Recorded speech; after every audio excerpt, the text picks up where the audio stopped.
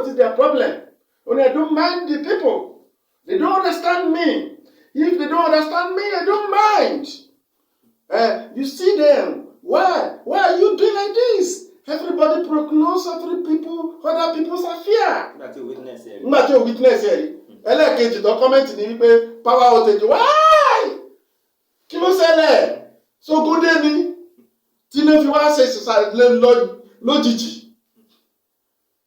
Ẹ̀yin kò witness ẹ̀ rí ni.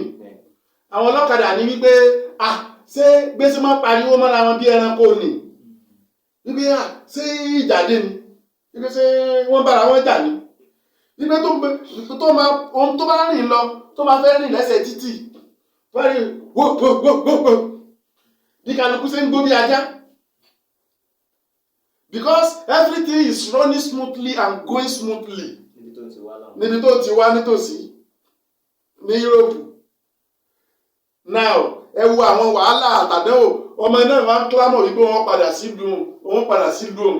Ní Nàìjíríà, gbogbo ọ̀rọ̀ ọdún gẹ́gẹ́ tí ń bẹ lórílẹ̀‐èdè Nàìjíríà tó ń gbọ́ gan lásán lórí ọ̀rọ̀ Boko Haram. Wọ́n witness pé Boko Haram tó ń rí lórí social media pẹ̀lú Boko Haram. Torí ẹ̀, ó ń scare wọn pé Nigeria, I'm not going to Nigeria.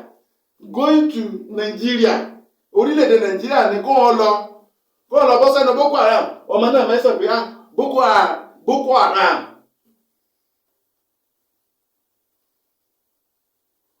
Àwọn gbẹ̀mígbẹ̀mí terrorist ìyí nu. Àwa ní wípé báwo ni security system wa yóò ṣe dúró dáa. Tó dé sí pé ìsádọ́kátì àléyìn láàrín bìmọ́ nígbà tí bìmọ́ kíni. Bìmọ́ ara ò bá ti wà dọ́kọ̀tì àléyìn àkùzù.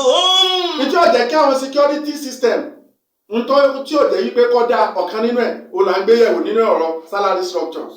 Bó tẹ̀ jẹ́ sí wípé ní àwọn tó corrupt ń bẹ nínú wọn tó ti corrupt tó jẹ́ sí wípé ní gbogbo ẹ̀jẹ̀ rẹ̀ corruption ni. Ṣùgbọ́n oògùn tí ó lo antidote fún ó ti wà nílẹ̀. So from the side of the government, ẹ jẹ́ kí salary ni ẹ wo South Africa sí Nigeria salary structures lórí àwọn ọlọ́pàá. Nígbà tá a ní pé kéèyàn gbébọn kó lọ máa fèsì bandits. Ẹ láwọn kan anti-robbery squad kó lọ máa fèsì armed robbers with sophisticated weapons. Tó náà ní family nínú ilé tó lọ́mọ tó níyàwó. Tẹ́wá place ẹ̀ lórí salary. The minimum wage for him is 40-something thousand naira, 50-something thousand naira. Ẹ̀yin náà kọ́kọ́ wò ná. Tí ìbá sì wípé ìkà níjọba orílẹ̀-èdè. Bákan náà ní salary structure generally akẹ́mútọ́ ọlọ́pàá gbọ́ owó ni o. Owó ẹ̀pà owó àkà iná fún gbogbo ẹni tó kásọ sọ́rùn tó lọ síbi iṣẹ́ ń lọ sí ministry ó sì gbé súùtù sọ́rùn. Ibi tọ́pọ̀lọpọ̀ palẹ̀ ayé ara ẹ̀ sí tó bá tó wá rìtáyà ìyà tó wá bẹ̀rẹ̀.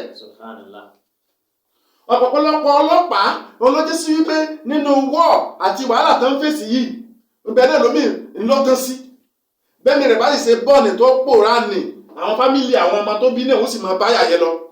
Wàhálà sàlásàtì lẹ́dìnà òlìfú wẹ́tà ìsàdọ́kọ̀tì àléyìn mọ́lẹ̀ àrùdù bímọ ara ò bá ti wà dọ́kọ̀tì àléyìn àfòsùn. Ìgbà tí ẹni tó ń gba owó tó kéré jù lórílẹ̀‐èdè Nàìjíríà ti ń gbà bíi 600,000 plus per annum. Àwọn owó obú tí Southern Africa ti ń gba 6 million bíi 570,000 naira ní month. Ní end of the year. See the difference. Ẹni tẹ́ fún tẹ́ place salary tí ó ju 52,000 naira lọ kí ni ó fi ṣe? Yóò sì lọ fèsì armed robber tí bank robber tí máa rob bank àwọn náà lẹ́nìkan lọ fèsì ẹ̀. What an injustice. Pẹ̀lú àwọn ìbọn tẹ́ ti kọta sínú ẹ̀. Tọ́jẹ́ sí wípé tó bá ti yìn lẹ́ẹ̀kan tó yìn lẹ́ẹ̀kejì báyìí. Àfi kó gbé rán. Àwọn yẹn ilẹ̀ ní kó lọ fèsì armed robbers tọ́jẹ́ sí wípé AK-47 AK-49 ló gbé dání. sophisticated weapon live ammunitions gbogbo ẹ̀ níbẹ̀ lọ́wọ́ wọn ilé wa ní pé kọ́ lọ fèsì irú àwọn náà tó jẹ́ sí pé automated ni ọ̀tá yẹ fúnra ẹ̀ ni ó máa ṣe kí ni yóò máa lóòdù ara ẹ̀ lọ́ní pẹ̀lú sálárì ibú ẹ̀yìn ìka tẹ́sí ń bẹ nínú AC tẹ́yìn gbádùn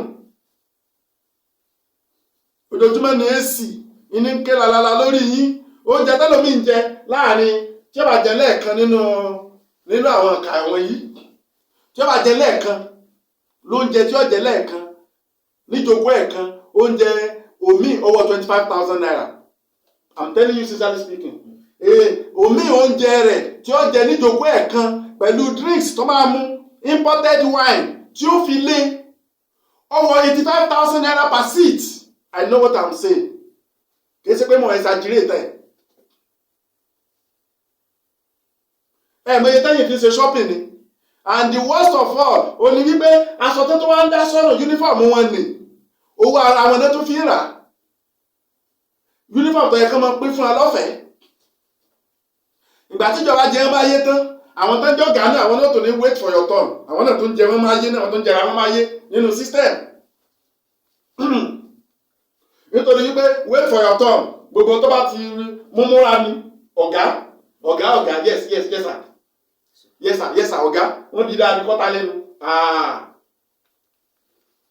wọ́n lọ kẹ̀ ọ́ àwọn gangan náà àwọn ní ọmọ yìí sẹ́ẹ̀lì kéésà civilian wọ́n bá ti lè gbà báyìí gbá wọ́n ti mẹ́nu sẹ́ẹ̀lì inú wọ́n gba kínní nídìí rẹ̀ nísìn wọ́n gba bẹ́ẹ̀tì nídìí ẹ̀ wọ́n sì ní ọ̀bọ uniform tòkè wọ́n lọ kẹ̀ náà òun náà kọ́ lọ́mọ sí fàájì odijọ́ tí wọ́n tó rántí rẹ̀ ọ̀gá tó ti lè gbàgbé kó tó ti lọ sí kó tó ti bá tiẹ̀ lọ ọ̀yọ́ sì máa bẹ́ẹ̀ constable wait for your turn that's the reckless system and useless set of people ìkà àwọn gọ́ọ̀mẹ̀ntì ń ṣe tiẹ̀ àwọn náà tó ń lò ìjọba tiẹ̀ náà ìjọba ànira ó nìyẹn o now ẹ wá padà sínú àwọn part of advanced world dédé sálárì tí ẹlòmíì ọkùnrin tí ó gbà lẹ́ẹ̀kan lóṣù ó ní Nigeria police ló máa gbà pàrọ̀ náà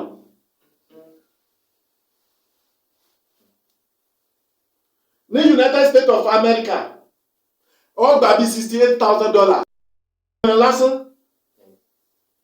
ẹ wo dédé owó tó wá fún nígbà yẹn bá gba $68,000 tẹ́wọ̀n tó di minimum wage táwọn tó ń gba $1,600.